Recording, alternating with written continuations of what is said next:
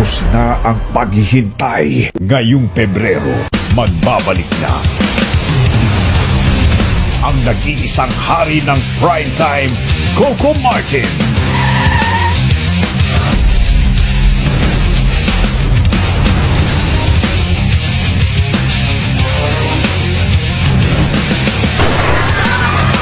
Kasama si Supreme Actress, Lovie Poe. Hoy, Tanggol! Ikaw na naman may pasimuno ng rumble dun sa court, no? Wala na tong ibang ginawa sa buhay niya. Ano, puro na lang basag ulo inaatupag mo. Ang ganda mo ngayon. Napupunta. FPJ's Batang Quiapo. Ngayong Pebrero na, abangan! Ah, sa dating mo ah!